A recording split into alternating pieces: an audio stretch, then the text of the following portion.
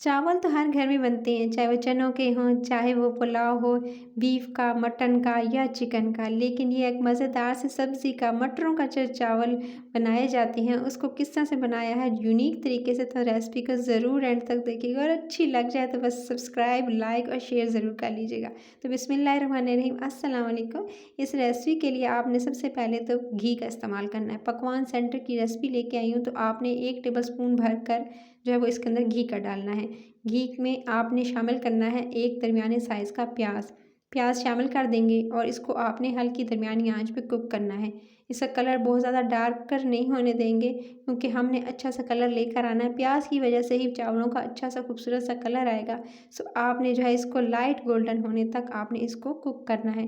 तो प्याज को जी मैंने ब्राउन कर लिया था, लाइट गोल्डन, ज़्यादा नहीं, लाइट गोल्डन कर लिया। उसके बाद आपने इसके अंदर 1 टीस्पून भरकर अदरक लहसुन का पेस्ट और 2 अदद हरी मिर्ची डाल के इसको मज़ीद 1 से 2 मिनट कुक करना है।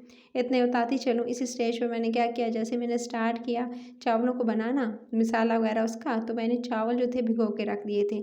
ये तकरीबन 1 गिलास चावल है। 1 गिलास नॉर्मल जो घर का गिलास होता है ना, बस वो ले लीजिएगा और लेकर फिर आपने इसको चावलों को अच्छे से धोकर आपने जो है भिगो कर रख देना है। एटलीस्ट 30 मिनट तो ज़रूर दीजिएगा। इससे चावल खिले-खिले और एक-एक दाना अलग-अलग बनेगा, नज़र आएगा आपको और खाने में मज़ा आएगा, जायकेदार होगा। सो आपने जो है चावलों को इस तरह से जो है पहले से भिगो के रख दिया और साथ में मसाला बनाना स्टार्ट कर दिया। अच्छा, अच्छे से जो भून लिया था अदरक लहसुन के पेस्ट को प्याज के साथ, अब आपने शामिल करना है एक बड़े साइज़ का टमाटर। अगर दरमियानी साइज़ के ले रहे हैं टमाटर तो फिर 2 अदद ले लीजिएगा। और उसके बाद टमाटर को इस तरह से शामिल करने के बाद इसकी भुनाई करेंगे, साथ में मसाले डालना भी शुरू कर देंगे। इसमें कुटी हुई लाल मिर्च जाएगी आधा टीस्पून भरकर, साथ में लाल मिर्च का पाउडर आधा टीस्पून, छोटा चाय का चम्मच आधा-आधा दोनों का डालना है। फिर आपने 1 टीस्पून इसके अंदर स्याह ज़ीरा डालना है। सफ़ेद भी डाल सकते हैं अगर स्याह ज़ीरा ना हो। उसके साथ ही आपने इसके अंदर चिकन पाउडर ऐड करना है आधा टीस्पून। फिर आप पिसा हुआ गरम मसाला शामिल करेंगे आधा छोटा चाय का चम्मच।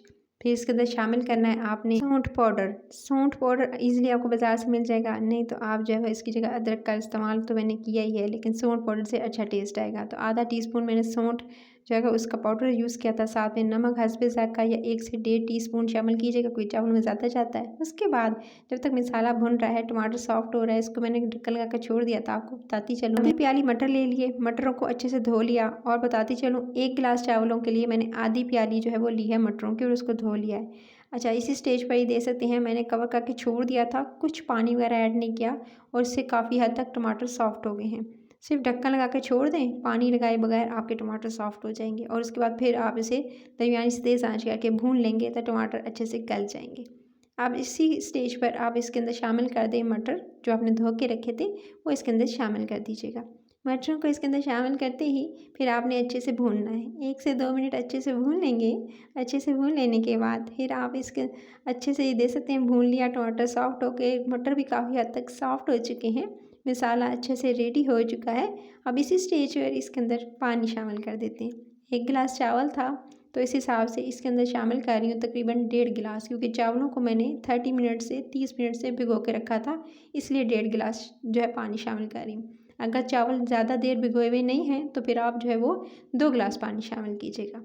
पानी शामिल करते ही पानी में 2 से 3 बॉयल आने देंगे और उबलते हुए पानी के अंदर ही आप शामिल कर दीजिएगा 1 टेबलस्पून ये साबित धनिया आप इसके अंदर शामिल कर देंगे। साथ में आपने 1 टेबलस्पून ही इसके अंदर शामिल करना है साबित गरम मसाला, काली बड़ी इलायची, दालचीनी, उसके साथ ही आपने बादियान के फूल, काली मिर्चें और लौंग, इसके अंदर तमाम चीज़ें होंगी और 1 टेबलस्पून अपने इस तरह से साबित गरम मसाला शामिल करते ही इसको पकने देना है। ये दे सकते हैं, इसमें 2 से 3 बॉयल आ चुके थे। जब इस तरह से पानी में 2 से 3 बॉयल आ जाएंगे और इस तरह से आपका पानी में जब बॉयल आने स्टार्ट हो जाएँ तो फिर आपने इसके अंदर शामिल कर देने हैं चावल जो आपने धोकर भिगो के रखे थे। अब चावलों को इसके अंदर शामिल कर देते हैं। भिगोए हुए जितने भी चावल थे वो सारे इस स्टेज पर इसके अंदर शामिल कर देंगे और शामिल करने के बाद फिर जी आपने दरमियानी से तेज़ आंच कर देनी है और चाहें तो ढक्कन लगाकर छोड़ सकते हैं ताकि पानी भी ड्राई आउट हो जाए और आपका जो चावल हैं वो एकदम सॉफ्ट हो जाएँ। तो ये दे सकते हैं, चावलों को मैंने इसके अंदर शामिल कर दिया है। अब चावलों को इसके अंदर शामिल करते ही फिर उसके बाद मैं इसको तकरीबन दरमियानी से तेज़ आंच करके ढक्कन लगाकर छोड़ दूँगी। इससे पानी भी ड्राई हो गया और चावल भी काफ़ी हद तक ये दे सकते हैं एकदम सॉफ्ट खिला खिला चावल, एक एक लंबा लंबा दाना आपको नज़र आ रहा है। ये इसकी रीज़न यही है कि मैंने दरमियानी से तेज़ आंच की थी और जो टिप्स एंड ट्रिक्स बताई हैं उसको ज़रूर फॉलो कीजिएगा। नमक चख लीजिएगा, जब पानी में आपने डाले थे चावल उस स्टेज पर आप नमक चख सकते हैं। जैसे पानी ड्राई हुआ अब आपने इसको दम लगाना है। चावलों को दम लगाने के लिए सबसे पहले इसके ऊपर 1 से 2 चीज़ें ऐड करेंगे, उसके बाद ही दम लगाइएगा। अच्छा, इसके ऊपर मैं ऐड कर रही हूँ, मैंने थोड़ा केवड़ा एसेंस के अंदर ऐड किया था थोड़ा सा ज़र्दा रंग।